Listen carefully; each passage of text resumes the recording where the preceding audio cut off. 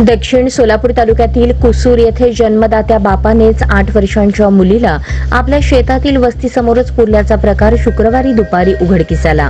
दरम्यान या मुलीची हत्या आहे की अन्य काही हे शवविच्छेदन झाल्यानंतरच कळणार आहे। दरम्यान मंद्रुप पोलिसांनी अकस्मात मयत म्हणून नोंद केली आहे। वय 8 असे मृत मुलीचे नाव आहे। शुक्रवारी सकाळी मुलीला तिच्याच वडिलांनी शेतातील वस्तीसमोर असलेल्या खड्ड्यात पुरल्याची माहिती पोलीस पाटील महानंदा पाटील यांना मिळाली। त्यांनी ही माहिती मंद्रुप पोलिसांना दिली। सहाय्यक पोलीस निरीक्षक मनोज पवार हे सहकाऱ्यांसोबत घटनास्थळी दाखल झाले। वस्तीवर जाऊन पाहणी केली। मुलीचे वडील ओकसिद्ध रेवणसिद्ध कोटे याला विचारले असता त्याने मुलीला फीट येत असल्याने ती मृत झाली, त्यामुळे तिला मी वस्तीच्या समोर असलेल्या खड्ड्यात पुरल्याचे सांगितले। त्यानंतर पवार यांनी वरिष्ठ अधिकाऱ्यांना याची माहिती दिली। खड्ड्यात पुरलेला मृतदेह पोलिसांनी बाहेर काढला। गुरुवारी रात्री 10 नंतर ही घटना घडली असावी असे पोलिसांचे मत आहे। शुक्रवारी दुपारी नायब तहसीलदार जितेंद्र मोरे, वैद्यकीय अधिकारी डॉक्टर ऋषभ कांबळे पंचांच्या उपस्थितीत पुरलेला मृतदेह उकरून काढला, तेव्हा मुलीच्या अंगात शाळेचा गणवेश होता। अंगाला पावसामुळे माती चिकटलेली होती। नातेवाईकांनी ओळख पटवली। त्यानंतर मृतदेह शवविच्छेदनासाठी पाठवला असून पुढील तपास मंद्रुप पोलीस करत आहेत।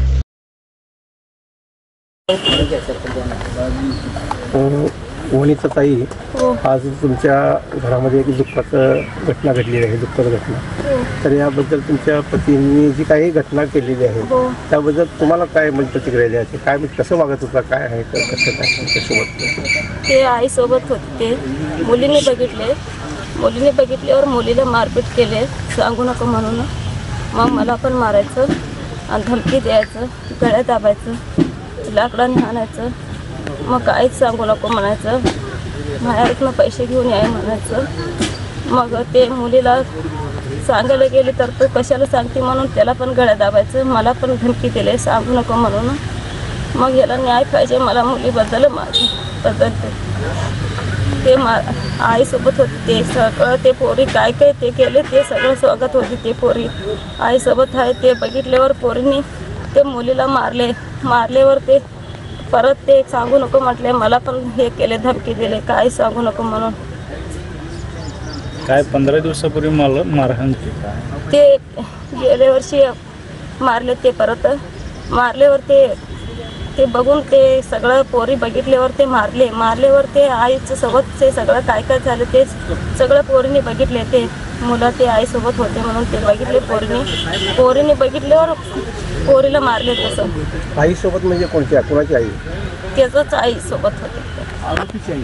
आरोपी नाव सांगा, तुमच्या नवऱ्याचं नाव सांगा आणि काय कोणासोबत होते त्यांचं पण नाव? ते ओक्षित आणि महादेवी सोबत, ओक्षित महादेवी सोबत होते। ते नवरा सासू सोबत होते। ते पोरीने बघितल्यावर ते मारलेत नवरा। अनैतिक संबंध? हो। काय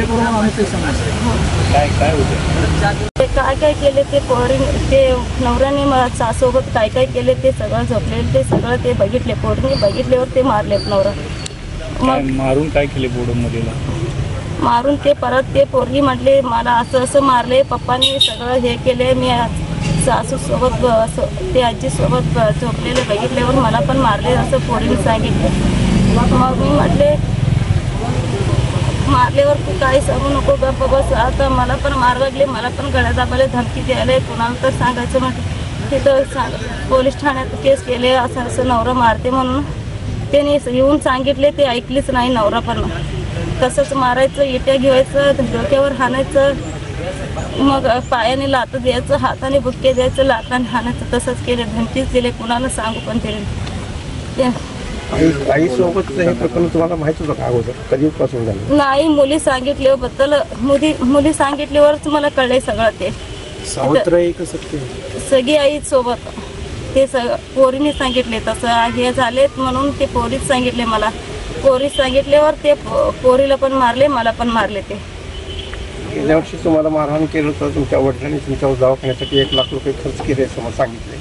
हो, माझ्या वडिलांनीच दुसऱ्याकडून याच्याने काढून हे सगळं माझ्या वडिलांनीच घातले ते पैसे। त्यांनी द्या म्हटले तर आम्ही कुठनं द्यायचं म्हणते पैसे, पण ते सगळं आमच्या वडिलांनी व्याजाने काढून त्यांनीच घातले पैसे। आता तुमची इच्छा काय? मागणी काय तुमची?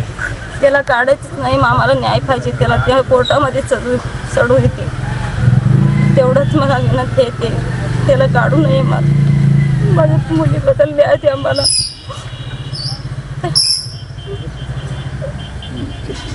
मरू देते ते, मला पाहिजे नको होता ते.